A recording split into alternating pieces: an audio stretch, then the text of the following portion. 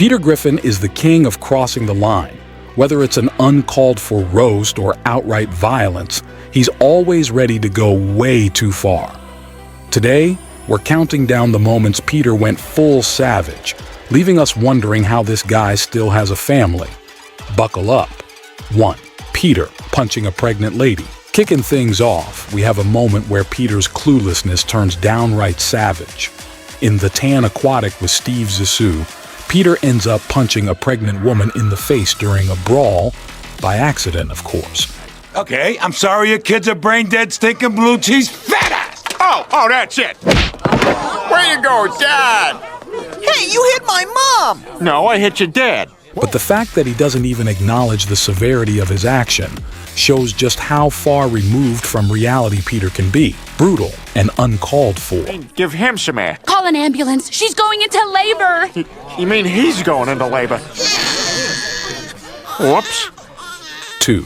Peter beating up. Quagmire. When Quagmire confronts Peter about not wanting to be friends anymore, what does Peter do? Wait a minute, how the hell did you get that recording, Peter? You pocket dialed me, you bastard! Peter, that was a private conversation. That doesn't change the fact that you want to steal my wife! Hey, get your hands off me! He launches a savage attack on him, punching him repeatedly in the face in Jerome is the New Black. Kill him, Dad! Murder him! The savage nature of Peter's beatdown is over the top, as usual, leaving Quagmire bruised and battered. And it all started because Peter couldn't handle the truth. 3. Peter ripping off a man's arm for a coupon. In Vestigial Peter, Peter's savagery hits new heights when he rips off a man's arm just to get his hands on a coupon. Kids, remember how when you were little you always wanted a neck uncle? No. Well, now you got one! Ah! What is that thing? This is my vestigial twin. I named him Chip. You know, like chip off the old neck. I like to poke him because it makes him happy, and I feel it a little bit in my nads. Yep, Peter literally maims someone over a piece of paper, showing just how little regard he has for anyone who gets in his way. A coupon, people. That's all it took. 4. Peter drowning kids. Next up, we have Peter Griffin casually drowning children at a water park. Okay, guys, out of the pool. I gave you a chance and you blew it. You're kicked out of the park. What? Go home. I'm kicking you out. Gotta catch me first. Just try to get me out of the deep end with these long-legged, short-torso giants. In A Fistful of Meg, Peter decides that the best way to get rid of the other kids in the pool is to hold their heads underwater. It's played for laughs, but this moment is a prime example of Peter's tendency to go from funny to straight-up savage without missing a beat. 5. The fireworks incident. In Peter Problems, Peter's lack of care for anyone's well-being shines through when he sets off a massive fireworks display inside Mort's pharmacy. The result? A full-scale explosion. Quagmire, check it out. I took 10 M80s and stuck them all together. I call it Peter Griffin's bunker-busting mega ultra super... holy crap!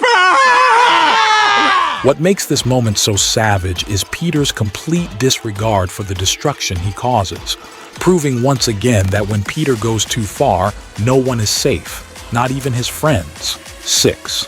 Beating Meg with a bat.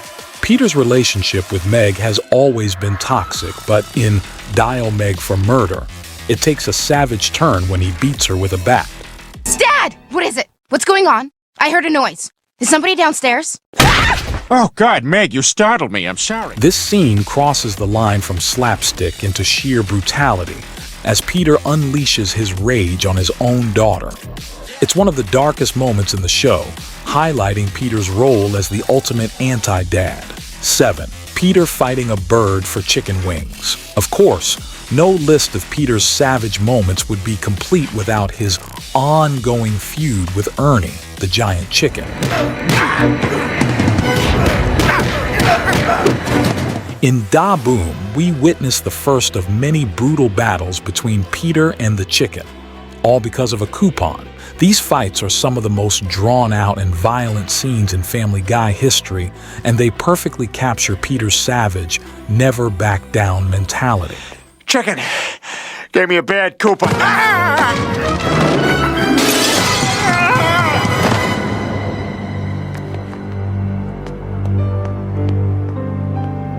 8. Peter beating up a whale. In Be Careful What You Fish For, Peter attempts to save a beached whale. But when things don't go as planned, he resorts to beating it up.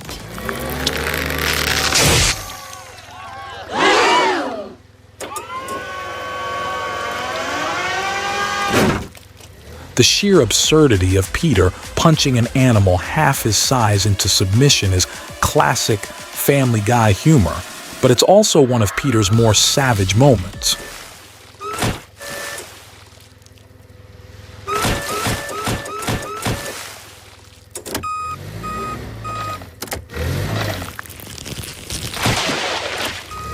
Who knew trying to help a whale could lead to violence?